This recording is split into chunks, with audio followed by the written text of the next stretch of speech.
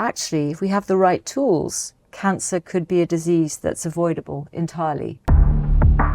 I think people still they never heard about that, or they're still in the denial or suspicious about what's going on here. It's also about how we think about cancer as a society. And I think that there's always been this tendency to put cancer, I think, on a pedestal and say the big C, you know, the emperor of all maladies. And people are not talking about cancer because of this feeling that it has control over us. But I think what we're all facing internationally is that there is no regulatory pathway for us. So it's a kind of chicken and egg situation where scientists don't go into it because there's no money in it. Pharma companies don't tend to get involved because there are no researchers in it. So I heard the vaccine, I heard the prevention, so let's go down for this, right? Yeah. So what sort of the attitudes people should carry towards cancer? I think I've always, scary? It's always people, I mean, quite understandably, people think of cancer as the sort of bogeyman that could jump out at any point. But, we know that our risk of cancer is 1 in 2. And so it's a horrible disease because, it could appear at any point. And you hear these horror stories of people who have been put, really well running marathons, and then suddenly they might just feel a bit unwell, go to their doctor, and they find, oh, you've got cancer and you've got a few months to live. I mean, that is just the horror situation. That's devastating. Especially at a young age. Devastating, yes. Yeah. And we've seen so many patients like that. And the harsh truth is that their bodies have basically had that cancer growing for many years, sometimes even decades. And I think that part of, in our shift to thinking about preventing cancer, it's also about how we think about cancer as a society. And I think that there's always been this tendency to put cancer, I think, on a pedestal and say the big C, the emperor of all maladies. It's like it's kind of making it something that is too big to overcome, that scientists should avoid it because they'll be tilting at windmills. We should be focusing on treating cancer, but it's too powerful for us to even attempt to overcome. And I think it's very similar to the terminology that was used when TB was at its peak, tuberculosis was at its peak in Europe. I remember reading something that John Bunyan, who was a writer and politicist at the time, and he said, captain of all these men of death. They did the same thing. They put TB on a pedestal, and that meant that there was very little research into trying to treat or diagnose or prevent TB, all of which was achievable. And gradually, as the science started to unfold, they discovered that indeed it was caused not by a lifestyle or a temperament. They used to think if you were artistic, you were prone to TB. Yeah. Okay. It wasn't that. It was actually caused by a bacteria. It was simply caused by an infection from overcrowding. Yeah. And so that was that really changed the dialogue. But still, it took the patients, took the public, even doctors, a long time to get their head around the fact that TB was curable, and then to think it was preventable and screenable, and that there was a huge publicity campaign at the time persuading the public that they don't need to die from TB, because a lot of the time they concealed it from their families. They didn't want to lose their jobs if they were diagnosed with TB, and so there was a stigma around it. And I think that there's exactly the same thing with cancer now. We're using the same kinds of terminology, the emperor of all maladies, the big C. And people are not talking about cancer because of this feeling that it has control over us, that we are, we're really in its thrall. And I want to try and change that mindset, because I think knowing, as we now do, that it starts as something that's preventable, that's benign and preventable, I think we can start to see that actually, if we have the right tools, cancer could be a disease that's avoidable entirely. And I think because we put it on a pedestal, research funding into preventing cancer has been very small, like usually about 3% of cancer research budget goes into preventing, or goes into research trying to prevent cancer. Wow. Yeah. Wow. It's very small percentage. From the top, the concept is wrong, therefore the consequences is such a tiny budget for prevention research. So it's a kind of chicken and egg situation. I see. Where scientists don't go into it because there's no money in it. They can't, they'll apply for funding, but there's only about 3 funders that will ever fund them, and they'll probably get rejected because the money pot is very small. Pharma companies don't tend to, get involved because there are no researchers in it. And there's this kind of chicken and egg that everybody tends to avoid pre-cancer or trying to get into cancer prevention. I think if we change the public's mindset about cancer, I think with that, I'm hoping that people will start to think, okay, it's something we need to invest in. So I think it has to come from both the scientists, the oncologists, pharma, and the public to say, okay, enough. Let's start shifting our focus. Let's learn from the lessons we should have learned from TB and stop applying these to cancer. Do you think for public views, when we look into the cancer, how would you describe cancer now? I mean, is that a normal disease? Or so, because usually people scared, think like, oh my gosh, cancer is a killer, it's the end. Yeah, I think just be able to understand it's not commonly caused by a virus, cancer, but there are various things that happen in our bodies in response to the environment, in response to pollution, in response to the way our own genes are made, that every now and again normal cells, do start to go through a benign process that, if it's not stopped by the immune system, can result in cancer. So I think we need to see that cancer has a very long tail, that actually it has a very long preventable phase. And that's what we need to understand properly and design ways to block it from ever getting to the point of becoming cancer. And that's where there's definitely research going on in pockets, in institutions around the UK, USA, China, Europe. There are pockets of research looking at this, but it's not consolidated in one place. There isn't decent funding, and there isn't confidence that that's going to attract investment from from pharmaceutical companies or biotech companies to actually get behind it and see, there's a market here. We can actually really make a difference to the world if we invest in ways to prevent cancer from happening. And of course, there's a massive market there, but I think they just need us academics to sort of show them what the opportunities are. And you are showing them. So I heard the vaccine, I heard the prevention, so let's go down for this, right? Yeah.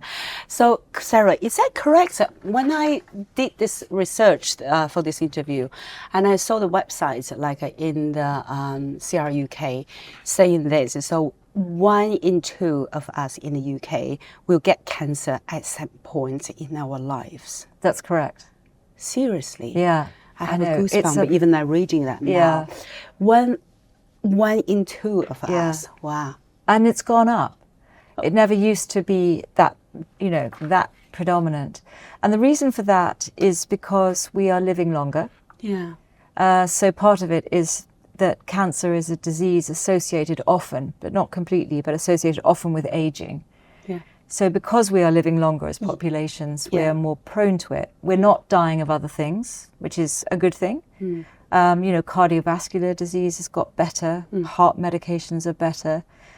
Infectious disease is less of an issue than it was in the past. So part of this is kind of changes in kind of global health that's a kind of contributing to that. But we're also seeing a rise in cancer on top of that. So a genuine rise in cancer, and we're seeing more cancers in younger people as well. And we think that is due to demographic changes in the way that we eat, in our diet, in the pollution we're exposed to. Those things are contributing to an increase in cancer. So that is called those environmental and behaviors, like those factors contribute, right? Yeah, exactly. Yeah, okay. So, right. So, but another good news, they're saying that around 40% of cancer are currently considerable to be preventable, and probably more due to the scientists like you. Yeah, and I think that is something that we're really interested in. I think, interestingly, oncologists like myself, we're not trained to prevent cancer. Most other professions, if you look at, say, cardiologists, or if you look at people who work in infectious disease, or say, for example, diabetologists, a big part of their work is about preventing those diseases. Right. Understanding pre-diabetes, understanding pre-cardiovascular disease, the way to optimize lifestyle, start medications, you know, monitor LDL cholesterol, for example. Yeah. But actually, in oncology, from its birth, oncologists do not have a remit to look at cancer prevention. Yeah. They mainly look at treatment. It's entirely focused on cancer treatment. And of course, that's the area where there's the most urgency. And you know, there is a growing incidence of cancer, as we've just discussed, but also a shrinking workforce. So there's less and less opportunity for oncologists to step back and think, can we start thinking about prevention? And that's an area that I've become increasingly interested in.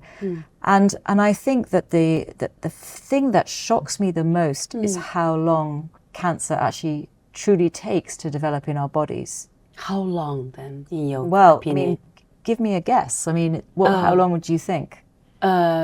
Pre-existing in our body? Yeah, before you start to get symptoms or signs of cancer. 5 years? It's longer. It's probably like 10 to 15 years. So if you think about, I know it's shocking. If you think of the point at which, and sort of, so imagine, so with cancer, what actually happens is, if you imagine like a sort of iceberg, yes, and you imagine under the waterline, right, there is this condition, just like pre-diabetes, there's a condition called pre-cancer. And that's the thing that takes about 10 to 15 years. Right. And at that stage, it's just cells that have become abnormal, small clusters of cells that become abnormal. And they are growing, and they are, you know, proliferating, which basically means they're dividing quickly. They haven't actually taken on all the features of cancer. So in fact, they're benign and actually reversible at that point. And they continue to sort of develop, and they reach a point at which then they start to turn into what we recognize as cancer, which, if you go back to the iceberg, it's the bit above the waterline. Right. That's the bit that oncologists like me are trained to start to focus on. To rush into the treatment. Exactly. Oh my gosh, I can see the tip now. Yeah. Right, yeah, okay. You can see the tip, and that's usually symptoms Right. or signs on a patient themselves, or maybe on an X-ray or a CT scan. It shows their you start image. to see exactly. Then you start to detect they've got cancer. Right. But I'm really interested in that bit below the waterline, like what's going on there. Yeah. And we do know that, as I said, it's benign, it's reversible. Our bodies are probably always fighting and fending off these precancers before they start. Right, okay. And that's our immune system is probably eradicating those abnormal cells when they're at that very early stage. Our immune system's already been working on that, getting rid of it. But sometimes one of those would get through. Our immune system might not see it. That's how they develop cancer. And that's how it becomes cancer in the end. Right, yeah. So your area is under the water. Yeah. And then so you say that's when the cells start to be abnormal. So it's treatable, it's reversible. Exactly. How? So I mean, think about, I have no medical background. Yeah. Okay, how? Well, so our immune cells our immune system is really quite good. You know, we have these white cells in our blood. Their job is to protect us from infection, but increasingly we recognize that they also protect people from cancer as well. So they're very useful. But what can happen is, as these abnormal cells start to grow in our bodies, if the immune cells come and they recognize them and they can get rid of them quite early on, that's great. But sometimes what happens is that these abnormal cells actually persuade the immune system to ignore them. So they actually... They're smarter. They're smarter, yeah. They see. literally say to the immune system, don't look at me, just look away. It looks normal. Yeah, and then and the sort of immune cells go, okay, fine, you know, that's... They think it's a wound healing or something like that. So the immune cells back away, or they actually support it, support its growth. And the cancer's like, great, fantastic, right, you know. Wow. And so something definitely happens where these cells escape immune detection. Right. And then they start to grow, and using our immune system to help them. And that's what's bad. They like not only they like the hiding away from our immune system, they also like turn the animal me into friends, or the other way around. Right? Okay. So they actually so that happens. And so what we want to do is we want to effectively use vaccines to teach the immune system to better recognize pre-cancers before they get so far that they can actually turn the immune system off. Yeah. So we want to sort of, basically, I see the immune system as having a defect, having a fault that we just need to patch. With a vaccine. Well, so fascinating to hear what you're saying. That's like you're trying to teach our immune system to fight the cancer. And then I wonder how you can teach our immune system. I mean, you can explain to us about. I've done the research from your area. It's called mRNA. Is that right? Yeah. And then so you, tell us what is the methodology that's you in your research area be able to teach our immune system to detect those? There is kind of like no sort of set methodology. So we're actually working. So there's about 75 scientists now in Oxford working on this from different teams, and we've all kind of come together around this problem. One of the things that we are finding is that these pre-cancers, you know, I mentioned that they're communicating with the immune system, and they do so by effectively waving these flags, which are essentially, if you can imagine a flagpole sticking out of a cell. I mean, it's not literally like that, but it's sort of like that. It's a good way to imagine it.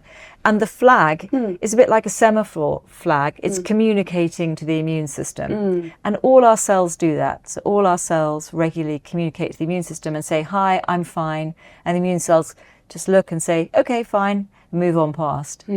But what happens when you start to get one of the very first steps towards a pre-cancer, so very, very right back, going back your 10, 15 years, you maybe get an abnormal mutation perhaps in a gene in a cell, it signals a different flag. It puts up a different flag to the immune system, and it actually says, I'm not well, come and help me. And the immune cells should be able to recognize, dock onto it and kill the cell, because they need to sort of save the organism for the sake of that. Right. And what we've been trying to do is intercept that signal. What is on the flag? What is actually being waved? And what we find is it's a small series of proteins that we can actually detect. So we've been using quite complex methods in the lab to try and intercept what that message is. And it's actually a series of amino acids, so it's part of a protein that's being waved. And so we've worked out that actually there are, if you look at all the flags being waved, there's often some similarity between them. So we've worked out that potentially you can actually use that sequence and put it into a vaccine, and so that the vaccine will then teach the body, every time that flag appears, you need more immune cells to go and sort it out. You know, so there's no chance of missing it, basically. So we're replicating, we're basically copying what's on the flag and putting it in a vaccine. So, but hold on a minute. So you saying that's when there's the wrong naughty protein, okay? So you are working on getting the protein and then develop that and then feeding back to our immune system and teach them. But that means you are multiply the naughty proteins in our body. Well, no, because the vaccine isn't so what the vaccine does is it basically, you inject it, say, into your arm. It goes into your lymph nodes, your immune cells, and it trains your killer cells that every time they see that signal, they have to go and kill. I see. So every time a cell then becomes abnormal in your body and it expresses that flag, that signal to the immune system, your immune system goes, oh, I know, I've been taught what that is. I see. That's that bad signal. I need to kill that cell. And that's what our bodies are naturally doing, but just not probably effectively enough to completely protect us from cancer. Yeah, because this is so unique, right? Yeah. So there's a lot of misconception, like people don't understand the vaccine, let's say COVID vaccine.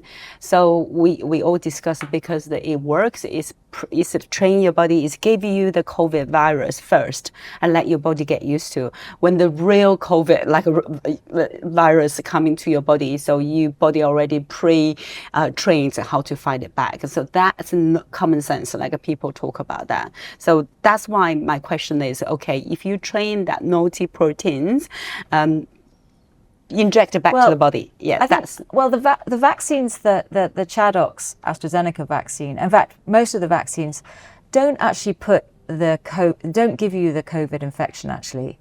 So what the vaccines have been designed to do is they take a little piece of the COVID infection, which is the spike protein. Yes. And they put it into a vaccine. And it does exactly what I'm talking about actually with our flags. Yeah. So it goes to your lymph nodes and it stimulates your immune cells. And every time they see a spike protein from then on, which by the way is only found on these particular viruses, it then says, oh, I know, you're bad. And then it does the same thing. It gets the sort of killer cells to go and eat up those viral particles. So we've learned from that to apply that to what we're doing against these pre-cancers. We're trying to find key features of their signature that is different from normal cells so that the immune system can come and attack. But what's different, say, to COVID is it's an outside infection that you get. And of course, all vaccines are really about an outside organism coming in. What we're trying to do with our vaccines is actually use the same idea, but really turning it against our own cells as they go rogue. And that's what's different about what we're doing. Oh, wow. So it's not about an external organism. It's nothing about the virus, the bacteria outside. This is your pure genetic. Yeah, this is your cells going, your cells starting to head towards pre-cancer, starting to change. And it's those changes that we're teaching your immune system to better recognize. Right, okay. So that's makes it easier and makes it harder at the same time. Make it harder, absolutely harder, because that's for you. It's your body, right? Yes. Individualized. Well, so interestingly, if you get enough people, say you've got a room full of people who, for example, have all been exposed to the same risk factor. Yeah. So maybe they're all heavy smokers at risk of lung cancer, or maybe they have a genetic mutation that puts them at risk of cancer. What we've discovered is if we pool enough samples, we start to see the same flags coming up again and again. Okay. So we can actually find protein sequences that are being presented by multiple different people exposed to similarity patterns. Exactly. And so the vaccine is made up of those sequences that are basically shared across multiple people. A big pool. And that means, so that means that you can develop a vaccine that's off the shelf. You don't need to personalize it because you're finding those common features. And then you can use the vaccine as a population protector rather than waiting until someone gets cancer, trying to sequence what's gone on in there, and then giving them a vaccine. So we're going before that to prevent the cancer from starting. Wow, so this is fascinating because I listened to I've done a little research about the cancer vaccine. Majority they're saying that okay, this is a vaccine. It's not preventive. It's the one that's a combination of the treatments. So after all the surgery, so this vaccine take it out from your own cancer cell, and then so stop it reoccurring in your body. Like the skin cancer, like the majority, I think that's back to 2005, 2004. But what you talk about, Sarah, is completely different. Yeah, it's completely different. It's 100% totally preventative. Even 10 to 15 years ahead of the cancer appears in your body. So if you think about somebody who, for example, might have a BRCA mutation, they've got an inherited mutation, they know they're at risk of breast and ovarian cancer. That could happen at any time. And at the moment, there's nothing there's nothing, well, there are a few drugs like tamoxifen they can take, but there's nothing that's a really strong protector. Some of them won't get cancer anyway. Some of them will eventually have to undergo surgery to remove organs. So they have to have the ovaries and fallopian tubes taken out. They have to have mastectomies. It's quite radical surgery just to reduce their risk of getting cancer. But sometimes that timing is too early. Sometimes it's unnecessary. Sometimes you it's sacrifice too much. Yeah. Like there's a celebrities move their breast away because they Yeah, have a family Angelina history. Jolie. That's Yeah. what I meant. Yeah. So that's a huge sacrifice to Yeah. prevent that scar. And it's quite debilitating and life-changing to have those sort of procedures. But what we're thinking is, why, either rather than go for this radical surgical approach, wouldn't it be better to vaccinate those people and protect them so that they don't need prophylactic surgery? That would be ideal. Or they can delay it until they've finished their families and they don't go into early menopause, that kinds of thing. So we're trying to use these vaccines early on, at least, in high-risk groups. But again, going with this off-the-shelf idea that you vaccinate people at risk of cancer, but and then you watch and see the impact of that. And essentially, we're hoping to see that will prevent or delay the need for any surgery. Can you explain a little bit more the high-risk group? Who are they? So one of our first studies that we've got a couple of studies that are opening right now. So one of the first ones is a vaccine that's been developed by my colleague David Church here in Oxford. And he's been working actually with Moderna to develop a vaccine that protects people who have a condition called Lynch syndrome. Oh, Lynch, yeah, I've read that. Yeah, and that's another hereditary condition that gives you a very high risk of getting colorectal cancer. Yes. And also other cancers, including endometrial cancer. So not a nice, horrible syndrome to have. And people with that syndrome describe it as kind of living under the sword of Damocles. They have to have a lot of colonoscopies, usually alternate yearly. Some of them have to have parts of their bowel removed, either because they have polyps or to protect them. And so it's a tragic disease. And what David has done has been to look at those flags again, to identify those signals. And with Moderna, they have designed this vaccine that will be given to people before they get cancer. So those people are coming for these screening colonoscopies, and that's an opportunity to give a vaccine and then follow them up and just see how many polyps they develop in the future. Does it change the number of polyps? Does it change the outcomes for these people? So that study is literally about to start in the next week or so. So it's quite exciting. Then there's another study that we've got, which is the LungVAX trial. Right. And in that one, we are looking at people who have already had an early stage lung cancer resected. It's been removed, and at the moment, in the UK at least, there's no follow-on treatment if it's early enough. It's watch and wait. Oh, wow. But in that group, a few of them will develop new cancers elsewhere because they're at risk in general, and some of them will develop recurrent cancers. So we're vaccinating that group within 3 months of their surgery to see if we can get in there and protect them from then going on and getting either recurrence or a new cancer. But where we really want to go to, and that's another cohort in the trial, is people who are in lung cancer screening because they know they're at risk. They haven't yet got lung cancer. But again, that's a population we'd really like to vaccinate and just see when they then subsequently have screening, do they still need it? Does anything ever show on their scans? So those are already developed and start to vaccinate the patients, right? Those studies, yes. So the studies that we've developed the vaccines, either here in Oxford or with Moderna in the case of the LynchVAX study. And those studies are now up and running and ready to start recruiting their first patients within the next couple of weeks. Well, it's going to the clinic now. Yeah. So it's in the clinic. So they're studies. How exciting. I know, so it's very kind of nail-biting to see how it goes. Wow, so that means like the early stage of the lung cancer. You said a word saying that normally in the medical, so doctor can't do anything, just wait and watch. Yeah, well, so if you have if you have a very small lung cancer, so just a small cancer that's operable, and they take it away, and they literally take it away, they cut it out of your lung, it's the chance of it coming back is reasonably high, but not high enough to warrant you having to go through a lot of treatment afterwards. So they don't put you chemotherapy stuff. So they tend not to have chemo. They tend to just take it out, and they watch them and follow them up. But because they are usually heavy smokers, they've got all other risk factors, they're very likely to develop other cancers in other places. And so part of that follow-up is looking out for those other cancers. And so what we're trying to do with the vaccine is to see, do they get those other cancers? Do they get recurrences in their lung as well? So it's an interesting approach, because it will tell us more than just, does this protect from recurrent lung cancer? It's going to tell us, does it protect from other cancers too? Other cancers as well. Yeah. Wow. So it's not just only like us helping the recurrence, it's also protect this cancer particular spreading, develop to other cancers. That's right. Yeah.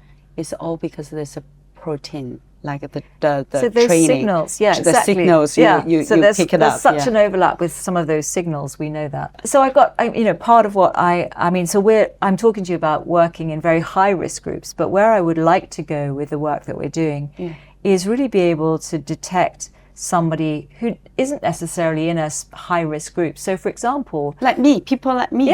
Yeah. So we probably wouldn't, if we went for if we said, look, I want to be involved in lung cancer screening, they would say, you can't, you're not eligible, you haven't smoked enough, you haven't whatever. There's loads of criteria. So we would probably be sent away. But actually what we now know is that the fastest growing lung cancer community is women who have never been smokers, who are starting to get lung cancer. And so clearly those people are not going to show as being at risk in any kind of formal sense of the word. Yeah. And what I would like to do is develop blood tests that could tell you that you are at risk. In other words, going back to that iceberg, blood tests that pick up pre-cancer. And so far, there aren't any way, there aren't any blood tests that work at detecting pre-cancer. And then you have developed the blood. So my lab has been working on that, and we've developed a prototype test for being able to detect very early stage or pre-cancer.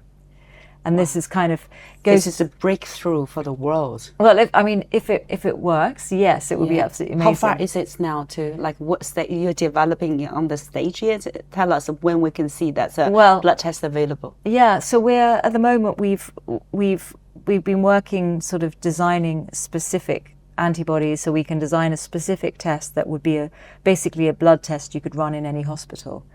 And we are sort of collecting samples, and we're going to be running the test and really just seeing how well it works. But it looks promising so far.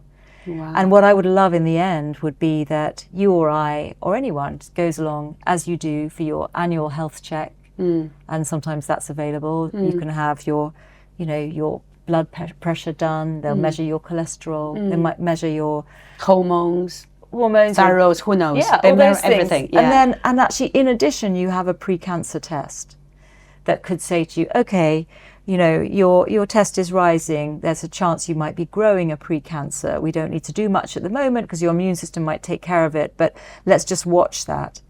And then if it gets beyond a certain level, it's like, okay, right now you need a lifestyle intervention, or start aspirin or something like that, or a vaccine. Yeah. So it could be an option for people to deal with the pre-cancer protein being picked up by the blood sample. Yeah. So that's and that moving to that model is kind of where I really want to go, because I think, yes, these high-risk groups are really important because they give us an answer. They are the people that need vaccines the most. That pretty obviously, But actually, there are also the majority of us, if you think about it, outside the high-risk group, which is more like 90% of people who get cancers, they also need an intervention of some description. Yeah. So is it this blood test to pick up the pre-cancer only for the lung cancer or any cancer? We think it's any cancer. We think it's any of the cancers. So it's a test that we're sort of developing at the moment. We're kind of at iPhone 1 stage, but we will hope that it will be a generic marker in the future. Right. So I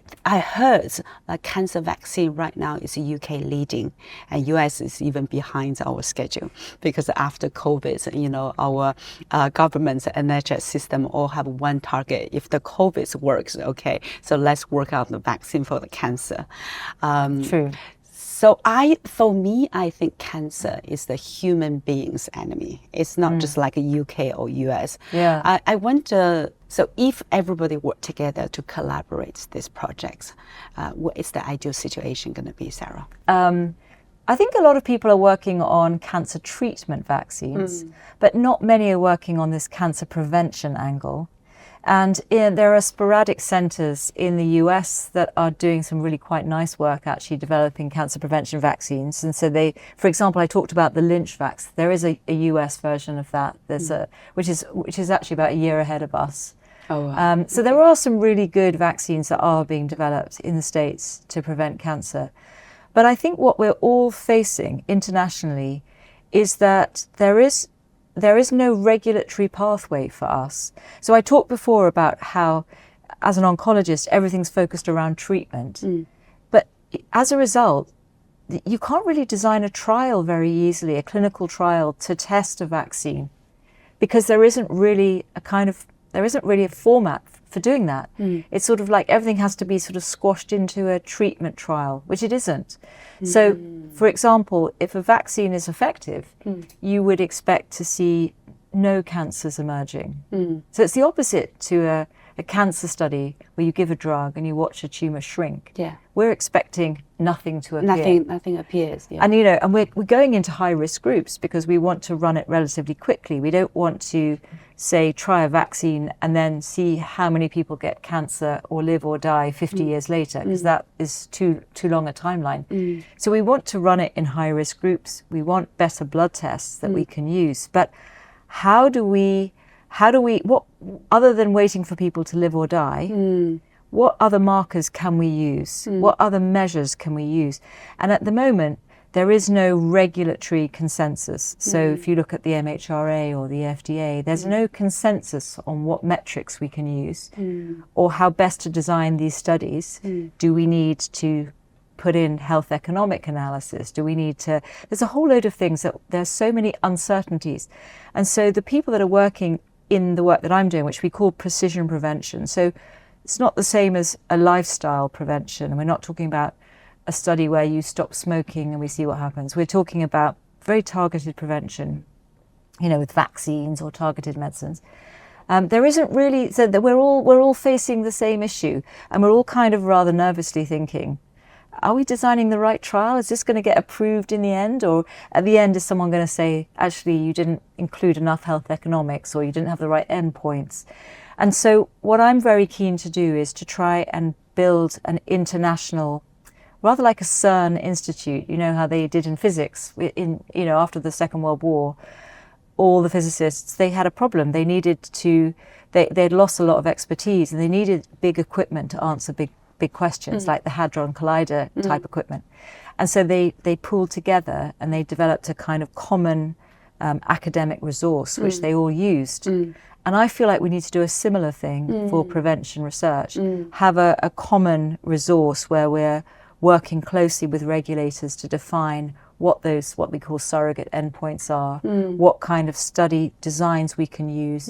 If we're going into high-risk groups, can we pool populations? So it's not just the UK, say, for example, Lynch community, but we're also pooling that with other countries. Yes. So we can answer questions much more quickly and get a quick answer whether these things are working. And if they're not, we move on. Yeah. You know, and so that's something that I think is really important. So trying to think about forming these international links. I think people still they never heard about that, or they're still in the denial or suspicious about what's going on here, because we've been focused on treatments for how many years? Well, I think the big thing that's coming out now is the HPV vaccine. Yes. So I mean, going back to sort of we talked about pre-cancer. And one of the things that we now know is that cervical cancer is actually caused by a virus. It's caused by HPV, and that if you protect someone from HPV, then they won't lead into the cancer. Yes, they don't. So they don't start that pre-cancer process I talked about. Yeah. So there've been some really nice studies showing that pre-cancer doesn't happen in people who've had the HPV vaccine, and now they're actually looking at the impact they've been vaccinated long enough ago that you're actually now starting to look at how many people are getting cervical cancer. And the data is extraordinary. Yeah, I got the data. Eradicated. I got the data. So HPV, they reduce the cervical cancer by almost 90% in women in their 20s when they're offered at age 12 to 13. Yeah, I mean, actually, they now think it's even higher than that. So it's eradicated a cancer that was, I mean, if you look back just sort of 70 years ago, was literally the scourge of young women. It's been completely eradicated. Yeah. So I think that actually the tide is turning towards prevention vaccines. And I think we just need to make sure that we kind of ride the wave with the vaccines that we're developing. And, you know, just to reiterate, we're not necessarily vaccinating against a virus that causes a precancer. We're actually trying to do the same thing, but target the precancer itself. In those precancers that are not that even new, is absolute new from the HPV. Yeah, they're not caused by a virus. Yeah, cancer not caused by a virus. Yeah, but this HPV is a vaccine protective virus, so that's yes, exactly. So it prevents people from getting the virus that triggers the precancer. Yeah. But there's very few cancers that are actually caused by viruses. So we have to really think, okay, you know, if you don't have the luxury of treating a virus, can we actually target the vaccines against those early changes that happen? Cancer. Yeah. Wow. This is so new. So we do need the international. I think so. All the contributions. It's too big. Trials it's too big. It's too big. Consensus, regulations, right? And also funding. You know, governments getting behind this as well. Yeah. Because it's too big for one institution to try and, you know, to do. I think it's something that we need to do across the globe because I think it really could make a massive difference.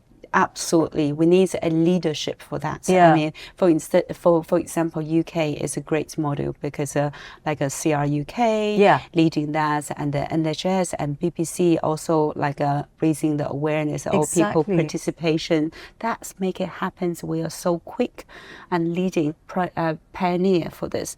So it can be the same model copied to international. I totally agree, and I think and Cancer Research UK has been the first major charity to get behind this kind of targeted prevention.